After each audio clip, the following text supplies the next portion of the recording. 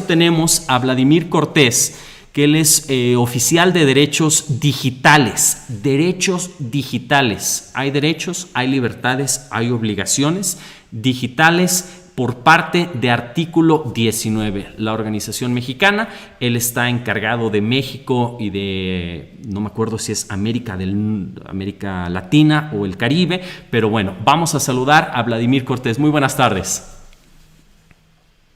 Hola, ¿qué tal? Muy buenas tardes, noches, por acá por la Ciudad de México. Un gusto poder estar con todas y con todos ustedes y bueno, compartir desde Artículo 19 nuestra mirada sobre estos debates que se están suscitando y que se están generando cada vez con más fuerza. Así es que un gusto saludarles a ustedes y pues aquí estamos. Pues sí. Cuéntanos entonces, Vladimir, ¿por qué no nos das algunos ejemplos de cómo este tipo de malinformación, de granjas de bots, de ataques cibernéticos han afectado a algunos personajes aquí en México? Sí, bueno, me gustaría también arrancar primero, efectivamente, al señalar el cruce indudable, indiscutible que existe entre la tecnología y todo lo que significa esta cuarta revolución industrial y los debates que efectivamente se están generando, y al mismo tiempo la importancia y la relevancia que tiene en el cruce con los derechos humanos. Es decir, que cuando estamos observando y cuando estamos mirando los distintos fenómenos, como en este caso la desinformación y los distintos mecanismos que se pueden utilizar para lo que denomina el Sistema Interamericano de Derechos Humanos en una declaración conjunta que hacen con el Sistema de Naciones Unidas, interferir con el derecho a saber de las personas, ¿no? Entonces, este cruce que se da entre tecnología y entre derechos humanos, desde luego tiene un impacto en el marco y en el derecho a la libertad de expresión y en el acceso a la información. Entonces, lo que hemos observado y lo que hemos visto es que definitivamente se pueden y se llegan a utilizar distintos mecanismos, algunos basados sí en la tecnología, otros también apoyados por redes articuladas donde también intervienen personas para incidir en estos flujos de información que día a día estamos nosotros ahora percibiendo y cada vez de forma más abundante. De ahí se despliegan efectivamente una serie de estrategias que en el caso de México lo que nosotros hemos detectado es cómo de alguna forma estas redes, algunas pueden ser automatizadas, pueden utilizar algún elemento tecnológico, otras apoyadas en otro tipo de redes que pueden ser dirigidas, por ejemplo, para silenciar a periodistas. En un contexto como el que vivimos efectivamente en el país, en donde se registran alrededor de 1.6 agresiones cada 24 horas o una agresión cada 15 horas, en el año 2009, artículo 19, registramos alrededor de 609 agresiones contra los periodistas, en el cual efectivamente se están, en algunos casos, utilizando este tipo de recursos tecnológicos para pues, generar una serie de campañas y ataques que se pueden como realizar en contra de los periodistas.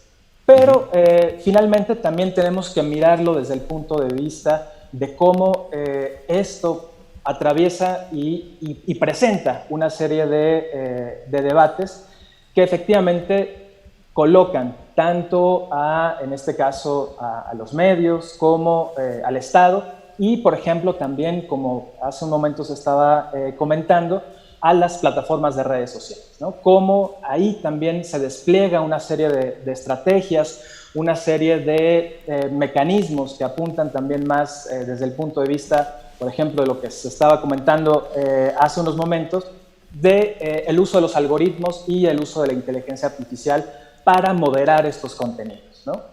Cómo desde ahí justamente también se están configurando una serie de elementos desde un punto de vista tecnológico que efectivamente pueden favorecer ciertos discursos, unos más que otros. Claro. Vladimir, ¿cómo se puede dimensionar realmente el impacto de todos estos ataques? Pues definitivamente se trata de un ejercicio bastante complicado y se han generado como distintos niveles de análisis y distintos niveles de estudios que se desarrollan en distintos segmentos, tanto en el aspecto tecnológico. Las distintas universidades han estado generando una serie de estudios y poder analizar cuáles son efectivamente los impactos que esto está teniendo, de qué manera está impactando justamente en el acceso a la información por parte de las personas. Me parece que todavía es importante continuar con un análisis mucho más detallado, porque corremos el riesgo justamente al estar analizando esto desde un punto de vista de un marco de derechos humanos, a que efectivamente se pueda a veces utilizar la desinformación, y como en algunas ocasiones, y también lo ha señalado muy puntualmente la Relatoría para la Libertad de Expresión, tanto del sistema interamericano como del sistema de Naciones Unidas, en que también esto ha sido utilizado como una fórmula por parte de algunos estados, y lo hemos observado en distintos países, para silenciar y para acallar voces críticas, voces disidentes, al denominar o al llamar a la prensa, a cierto tipo de prensa, que puede ser una prensa crítica, ¿no?, como fake news o como desinformación, ¿no? Por eso, desde artículo 19 también preferimos utilizar el concepto, el término de desinformación, y no tanto el de fake news, ¿no? Porque lo hemos observado, por ejemplo, en Estados Unidos y en otros países, en donde efectivamente es una fórmula, es un artilugio para, en ocasiones, silenciarlo. Y esto también ha llevado en algunas ocasiones y algunos países a la vía más extrema, que es utilizar la vía punitiva para poder hacer frente o para poder atajar la desinformación. Entonces yo ahí también me gustaría también como colocar esto sobre la mesa y decir, tengamos una prudencia en el momento en el que estemos efectivamente evaluando los distintos impactos que esto pueda generar, y efectivamente es importante contar con evidencia, tener numerosos elementos para poder verlo desde distintos puntos de vista, porque efectivamente cada vez las personas estamos con más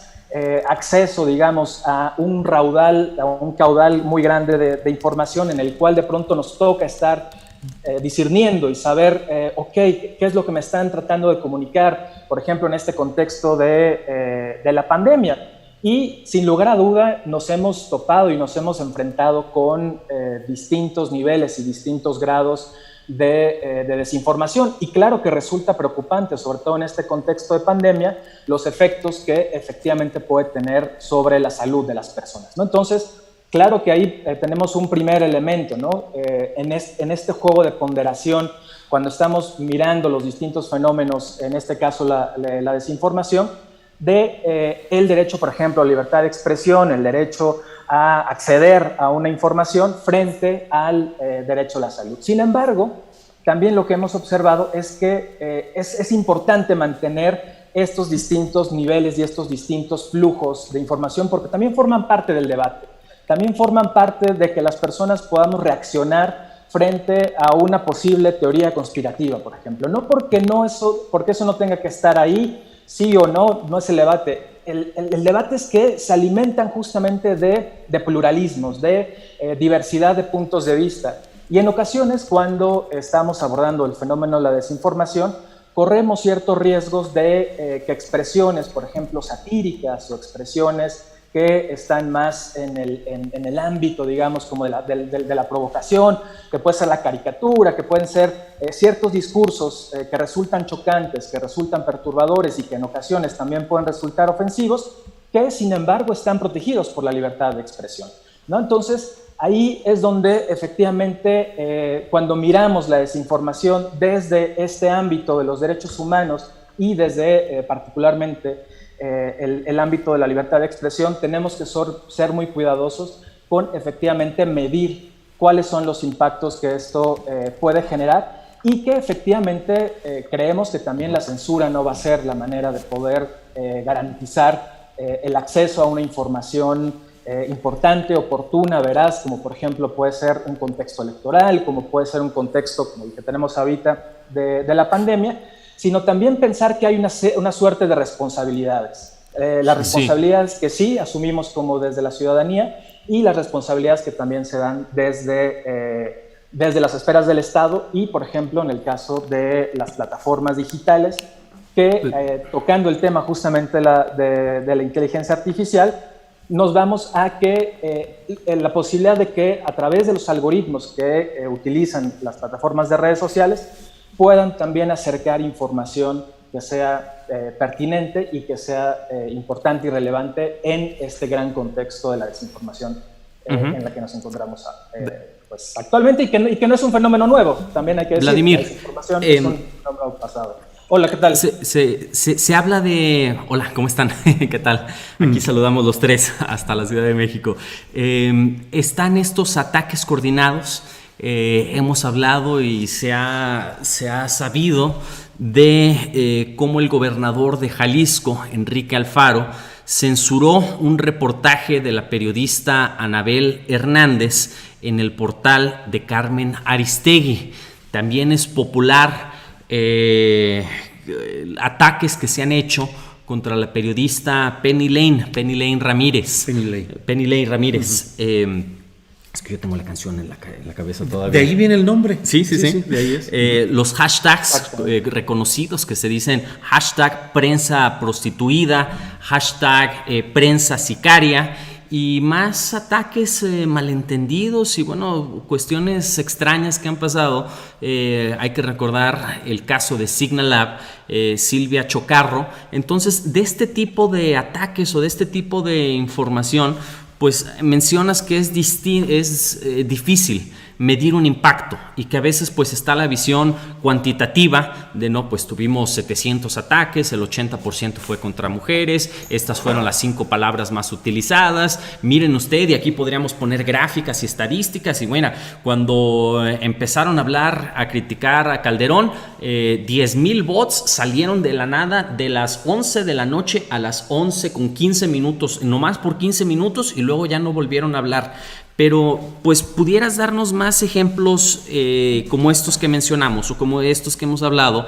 Y también de la importancia de hablar más allá de las estadísticas o el dato duro, pues del aspecto de cómo me mencionabas de Penny Lane, de que ella decidía ya no tuitear, porque entre más tuiteaba, más la golpeaban estos bots y pues los periodistas se autocensuraban. Sí, es importante como reconocer y efectivamente vernos en que este tipo de ataques que se dirigen hacia la prensa, hacia las personas que ejercen el derecho a la libertad de expresión para aportar, pues eso, ¿no? Elementos importantes para un debate fundamental que tenemos todas y todos en nuestro país y que el periodismo en este sentido, en el rol de contrapeso que genera frente a lo que está sucediendo y frente al acontecer, vemos efectivamente este despliegue de distintos recursos que van desde la parte tecnológica, que aquí también me gustaría como poder hacer una distinción que me parece importante. Uno, pensar que sí efectivamente hay aspectos que se pueden automatizar, hay elementos que se pueden utilizar, distintas fórmulas, por decirlo así, tecnológicas, que permiten amplificar, que permiten replicar, que permiten tener un grado de manipulación en las narrativas, pero y que podemos asociar con un bot o no, pero esto también, digamos, se articula con otros elementos y otros aspectos más que tiene que ver muchas veces con colectividades, con redes que se van organizando y que tienen también algunos componentes más, llamémoslo, humanos, ¿no?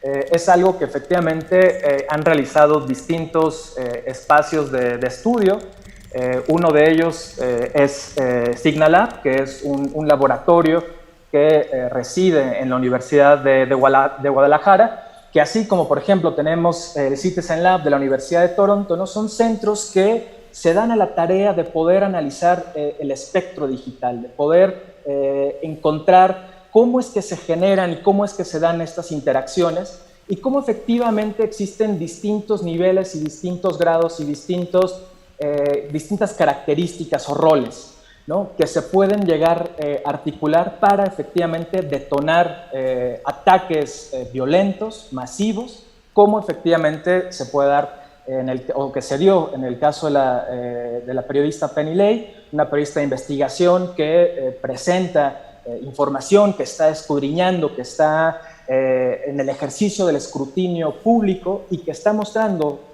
distintos niveles de distintos tipos de información. Se generan y se detonan de pronto momentos específicos para viralizar una serie de agresiones. Que efectivamente aquí respondiendo también quizá en otro sentido y justamente al ver los distintos niveles de impacto que puede tener esta manipulación desde el punto de vista tecnológico, pero también desde otras esferas más, tiene que ver con lo que implica estar recibiendo miles y miles y miles de mensajes, cientos y cientos y cientos de mensajes, donde empieza una agresión hacia la descalificación, no solamente como periodista, sino hacia tu persona, hacia tu condición, hacia la condición de mujer periodista, que también suele ser muy distinta a las agresiones que se dan hacia los hombres periodistas, ¿no? Hay una condición de género también ahí importante, y esto lleva y empuja, ¿no? Muy fuertemente a generar mecanismos de autocensura, a inhibir la posibilidad de que alguien pueda seguir expresándose de manera libre, de manera abierta, en un espacio donde pues, todas las voces tendrían que tener cabida. Así es que el caso de Penny Lay es un caso, el caso de Silvia Chocarro es otra periodista que también forma parte de Artículo 19 y que de pronto vemos que al increpar a una figura pública, que en este caso fue al presidente, y ni siquiera increpar, al hacer una serie de cuestionamientos y de preguntas, que como figura pública pues está en ese espacio, la respuesta que se da es una respuesta totalmente amplificada, totalmente desmedida, totalmente que va no solamente hacia su esfera personal, y algo que ella reflejaba mucho en el testimonio que nos brindó muy pues, valerosamente, porque no es recibir mensajes con amenazas de muerte, recibir mensajes de violación, recibir mensajes que ya transgreden a un nivel mucho más duro y mucho más fuerte. Lo que busca es paralizar y lo que busca es generar ese miedo de pronto salir a la calle, ¿no? de poner una suerte de mordazas a través del miedo que hemos visto repetidamente, no solamente en México durante mucho tiempo. Entonces, lo que empieza a suceder es este repliegue de las voces, ¿no? Empiezan las voces a retraerse, a silenciarse, a autocensurarse, a buscar las fórmulas para que efectivamente esa movilización tan masiva y con ataques coordinados, pues afecte no solamente en la parte emocional, que es un elemento importante, sino el que se pierdan voces dentro del periodismo, en este espacio de debate. Vladimir, ¿y cómo van registrando ese combate de esas distorsiones al periodismo en México? Es decir, ¿se va perdiendo la batalla? ¿Hay acción de la policía cibernética? ¿Se registran bien todos estos hechos? ¿O va ganando la batalla la rapidez con la cual la tecnología va imponiendo sus nuevas reglas?